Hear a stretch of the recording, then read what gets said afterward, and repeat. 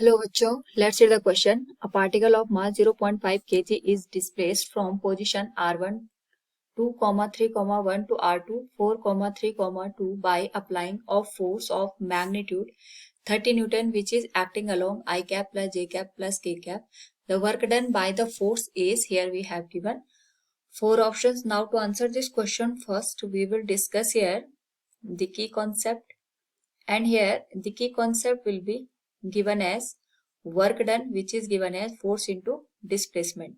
और यहाँ पे हम फोर्स और डिस्प्लेसमेंट का डॉट प्रोडक्ट कंसिडर करते हैं. तो सबसे पहले यहाँ पे हम देखेंगे कि हमारे पास जो 30 न्यूटन का फोर्स है, it is acting along I cap plus J cap plus K cap direction. तो हम इसके करस्पॉन्डिंग सबसे पहले जो फोर्स का वेक्टर फॉर्म बनेगा उसको कैलकुलेट करेंगे.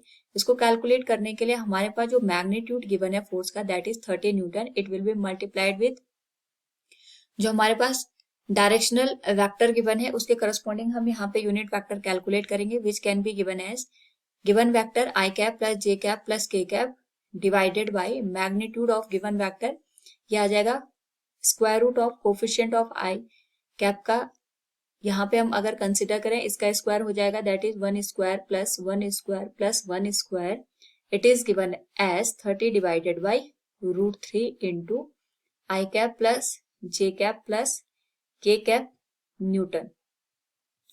नाउ यहाँ पे अगर हम देखें तो हमारे पास जो पोजीशन थी, इनिशियल पोजीशन दे रखी है 2, 3, 1, जिसको हम लिख सकते हैं 2 I cap plus 3 J cap plus K cap. और जो हमारे पास फाइनल पोजीशन गिवन है, it is given as 4 I cap plus 3 J cap plus 2 K cap.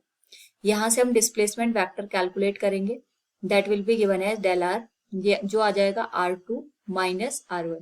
दोनों के जो सेम हमारे पास यहाँ पे कोफिशिएंट है, आई कैप में से आई कैप के कोफिशिएंट को माइनस करेंगे, that will be given as 4 minus 2.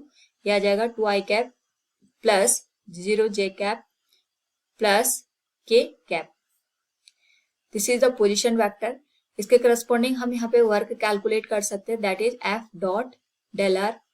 तो जब हम डॉट प्रोडक्ट करते हैं, आई कैप का मल्टीप्लिकेशन आई कैप के साथ होगा और जे कैप का जे कैप के साथ.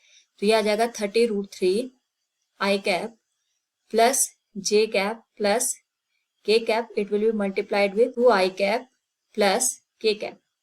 नाउ इसके करस्पॉन्डिंग अगर हम होल वैल्यू को सॉल्व करें तो ये बन जाएगा हमारे पास 30 into 2 60 by √3 plus 30 by √3. Solve करने पे होल वैल्यू बनेगी 90 बाई √3. वर्क डन का जो वैल्यू निकल के आएगा, that will B 90 into √3 divided by 3. तो ये वैल्यू बन जाएगी 30√3 जूल के बराबर.